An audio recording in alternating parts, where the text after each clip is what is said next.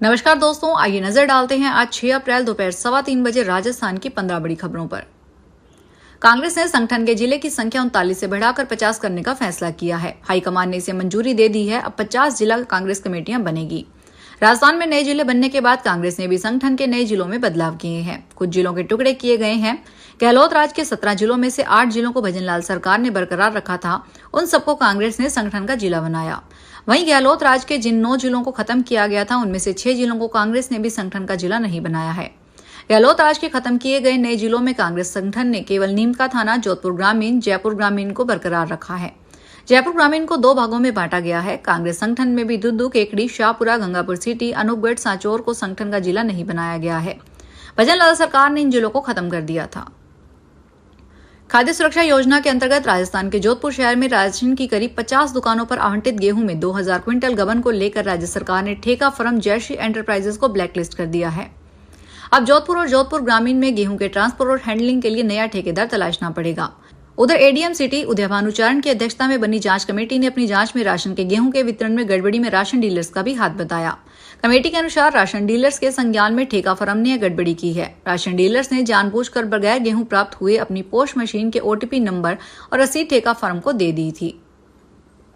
खेतड़ी नगर में ग्राम पंचायत देवता की भीखा वाली ढानी में आए आंधी तूफान ने कहर ढाया है, जिसमें स्थित एक मुर्गी फार्म को भारी नुकसान हुआ है। ग्यारसीलाल पुत्र बीरबल राम कसाना के खेत में बने इस मुर्गी फार्म में करीब 4500 मुर्गी के चूजे थे, जिसमें से लगभग 2000 चूजों की मौत हो गई और मुर्गी फार्म के अंदर रखा सामान भी टूट गया, जिससे लाखों रुपए का नुकसान हो गया। आंधी के बाद ग्रामीणों ने मिलकर सीमेंट की टीन को हटाकर करीब 2500 चूजों की जान बचाई और उन्हें रायपुर घरडाना के मुर्गी फार्म में शिफ्ट किया गया। सरपंच रघुवीर सिंह ने बताया कि मुर्गी फार्म के मालिक ग्यारसीलाल को लाखों रुपए का आर्थिक का नुकसान हुआ है और उन्होंने सरकार से मुआवजे की मांग की है। जेल प्रहरी भर्ती परीक्षा 2025 को लेकर अहम अपडेट सामने आया है। राजस्थान कर्मचारी चयन बोर्ड ने जेल प्रहरी भर्ती परीक्षा 2025 की एग्जाम सिटी डिटेल्स जारी की है। उम्मीदवार अब अपनी परीक्षा तारीख और जिले की जानकारी बोर्ड की आधिकारिक वेबसाइट के माध्यम से देख सकते हैं। जेल प्रहरी भर्ती परीक्षा 12 अप्रैल 2025 को आयोजित की जानी है। इस भर्ती के माध्यम से कुल 803 पदों को भरा जाना है। लॉरेंस गैंग के लिए कंट्रोल रूम चलाने वाले गुर्गे आदित्य जैन उर्फ टोनी को anti gangster task force Rajasthan ने सीबीआई इंटरपोल के माध्यम से दुबई से गिरफ्तार कर बड़ी कामयाबी हासिल की है। एजीटीएफ के एडीजी क्राइम दिनेश एमएन ने बताया कि आदित्य उर्फ टोनी गुजरात जेल में बंद कुख्यात गैंगस्टर लॉरेंस बिश्नोई और रोहित गोदारा की ओर से चलाए जा रहे जबरन वसूली गिरोह का सक्रिय सदस्य है, जिसके खिलाफ राजस्थान के विभिन्न जिलों में अपहरण, बलात्कार, भयंकरात कर जबरन वसूली, अवैध हथियार रखने जैसे गंभीर अपराधों के साथ ही जेल में बंद अपराधियों को अवैध रूप से मोबाइल व अन्य सामग्री उपलब्ध करवाने में नाम बदलकर फ्रॉड करने से संबंधित 7 प्रकरण दर्ज हैं। इसके साथ ही कुचामन में 5 प्रतिष्ठित व्यापारियों से करोड़ों की रंगदारी वसूलने के मामले में भी रोहित गोदारा, वीरेंद्र चारण के साथ ही आदित्य जैन और टोनी फिरौती प्रकरण में वांछित अपराधियों की लिस्ट में था। कुचामन सीआई सतपाल सिंह ने बताया कि उच्च अधिकारियों के निर्देशन में कार्रवाई चल रही है। मथुरा में वृंदावन स्थित बांके बिहारी मंदिर दरगाह मामले में इलाहाबाद हाई कोर्ट ने अगली सुनवाई 19 मई को होगी। सुप्रीम कोर्ट में मामले की सुनवाई लंबित है।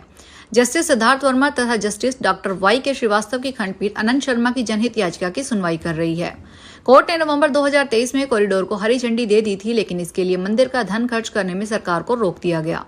सेवायतों का कहना है कि सरकार कॉरिडोर बनवाए। सरकार ने आदेश पर पुनर्विचार के लिए अर्जी दी है। कोर्ट के आदेश पर मंदिर के आसपास अतिक्रमण चिन्हित किए गए हैं। राजस्थान की सबसे बड़ी नमक नगरी नवाशहर के मध्य करीब 100 वर्ष पहले जाल के पास परकोटे पर विराजे हुए मिले कोट के वीर हनुमान, जो आज देश भर में जाल के बालाजी के नाम से पहचाने जाते हैं। क्षेत्र के धर्म प्रेमियों का कहना है कि सैकड़ों वर्ष पहले मंदिर स्थापित हुआ, जो आज आस्था का केंद्र बन गया है। इलाके के 90 वर्षीय मेघाराम माली ने कहा कि उनके मित्र स्वर्गीय नागूराम गुरिया परकोटे पर विराजे हुए बालाजी के दर्शन करने आए तो कहा कि मंदिर का जीर्णोद्धार करवाना चाहिए, तो मैंने सामग्री उपलब्ध कराई तथा मित्र गुरिया के कारीगरों के साथ मिलकर मंदिर में निर्माण कार्य की शुरुआत की। नागौर जिले में करीब 4 साल पहले चलाए गए रास्ता खोलो अभियान को अब पूरे राजस्थान में चलाया जाएगा। इसको लेकर राज्य सरकार के राजस्व विभाग ने परिपत्र जारी करते हुए दिशा निर्देश जारी किए हैं। गौरतलब है कि नागौर के तत्कालीन जिला कलेक्टर डॉक्टर जितेंद्र कुमार सोनी ने वर्ष 2021 में रास्ता खोलो अभियान की शुरुआत करते हुए गाँवों में वर्षों से बंद पड़े रास्तों को न केवल खुलवाया, बल्कि उन पर नरेगा के तहत लेवल 2 सड़कें भी बनवाई, जिसके चलते जिले के हजारों किसान एवं ग्रामीणों को बड़ी राहत मिली। नागौर में मिली सफलता के बाद डॉक्टर जितेंद्र सोनी ने अलवर कलेक्टर को रहते हुए अलवर में तथा जयपुर जिले में भी रास्ता खोलो अभियान चलाया, जिसके सकारात्मक परिणामों को देखते हुए राज्य सरकार ने इस अभियान को 1 महीने तक पूरे देश में चलाने का निर्णय लिया है। वक्फ संशोधन बिल लोकसभा और राज्यसभा दोनों में पास हो गया है। इसे अब राष्ट्रपति को भी भेजा जाएगा। उनकी सहमति के बाद यह कानून बन जाएगा। हालांकि इससे पहले विपक्ष और कई मुस्लिम संगठन इसके विरोध में सुप्रीम कोर्ट पहुंच गए हैं। शनिवार को आम आदमी पार्टी विधायक अमानतुल्लाह खान के बिल के विरोध में सुप्रीम कोर्ट में याचिका लगाई है। इससे पहले शुक्रवार को सुप्रीम कोर्ट ने 2 याचिकाएं लगाई थी। बिहार के किशनगंज से कांग्रेस सांसद मोहम्मद जावेद और AIMIM सांसद असदुद्दीन ओवैसी ने यह याचिका लगाई। इधर वक्फ बिल का समर्थन करने के बाद बीजेपी के सीनियर लीडर और पूर्व मंत्री शाहनवाज हुसैन को धमकियां मिल रही है। उन्हें फोन कर जान से मारने की धमकी दी जा रही है। सोशल मीडिया पर लगातार धमकाया जा रहा है। अब दिल्ली के गरीब और जरूरतमंद लोग आयुष्मान योजना का लाभ उठा सकेंगे। इसको लेकर केंद्र सरकार और दिल्ली सरकार के बीच एक महत्वपूर्ण समझौता हुआ है, जिसके तहत पंजीकृत व्यक्ति को 10 लाख रुपए तक का मुफ्त इलाज मिलेगा।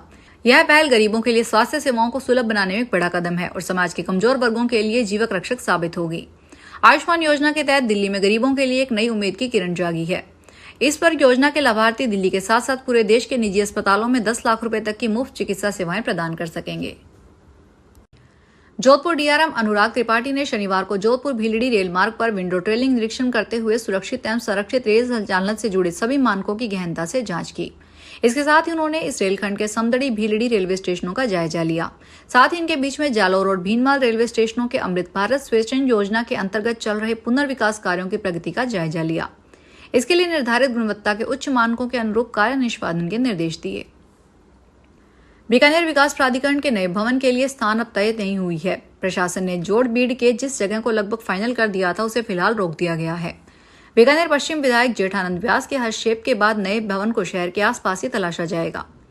मुख्यमंत्री भजनलाल शर्मा के हस्तक्षेप के बाद इन 3 विकल्पों पर भी जिला प्रशासन को प्रयास करना होगा। मुख्यमंत्री कार्यालय द्वारा बीकानेर विकास प्राधिकरण के भवन के लिए प्रस्तावित स्थान जोड़बीड़ की जगह बीकानेर पश्चिम विधायक व्यास के सुझाए स्थानों पर परीक्षण करने का आदेश दिया गया है। Rajasthan medical services corporation limited ने 50 दिन की मेडिकल छुट्टी पर गए OSD विभू कौशिक को MD नेहा गिरी से चार्जशीट थमा दी है। MD ने OSD पर 6 बिंदुओं का आरोप पत्र जारी करते हुए 15 दिन में अपना स्पष्टीकरण देने के लिए कहा है। इसमें दवाइयों की खरीद समय पर नहीं करने के आरोप लगाए गए हैं। MD नेहा गिरी ने 15 दिन में जवाब नहीं देने पर एक तरफा विभागीय कार्रवाई करने की चेतावनी दी है।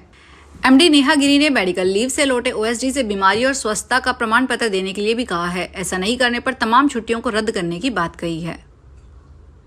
राजस्थान के मुख्यमंत्री भजनलाल शर्मा नई नीतियां लाकर प्रदेश और प्रदेश के लोगों के विकास के लिए लगातार प्रयासरत हैं और इसी के तहत राज्य सरकार ने Rajasthan textile and apparel policy 2025 लागू की है, जो प्रदेश की आधुनिक टेक्सटाइल एवं अपैरल विनिर्माण के नए केंद्र के रूप में स्थापित करने के महत्वपूर्ण पहल के साथ अमेरिका द्वारा रेसिप्रोकल टैरिफ लागू किए जाने के बाद बदलते वैश्विक परिदृश्य में राजस्थान के वस्त्र निर्यातकों के लिए गेम चेंजर साबित होगी। ईरान की करेंसी रियाल शनिवार को रिकॉर्ड निचले स्तर पर पहुंच गई है। अब एक अमेरिकी डॉलर के बराबर 10,43,000 ईरानी रियाल हो गया है। AP की रिपोर्ट के मुताबिक यह गिरावट उस समय हुई है जब ईरान और अमेरिका के बीच तनाव बहुत बड़ा हुआ है। 20 मार्च को फारसी नव वर्ष नौरोज के दौरान ईरानी रियाल की कीमत 10 लाख रियाल प्रति अमेरिकी डॉलर से भी ज्यादा गिर गई थी। जब शनिवार को व्यापारी दोबारा काम पर लौटे तो दर और गिरकर 10,43,000 रियाल प्रति डॉलर तक पहुंच गई। अब यह नई गिरावट स्थायी हो सकती है। फिलहाल के लिए इतना ही। बड़ी खबरों को देखने के लिए चैनल को सब्सक्राइब करें। देखते रहिए SPT न्यूज। धन्यवाद। अगर आप भी अपने आसपास की छोटी बड़ी और महत्वपूर्ण खबरों से अपडेट रहना चाहते हैं तो सब्सक्राइब कीजिए हमारे चैनल SPT न्यूज को और प्रेस कीजिए बेल आइकन पर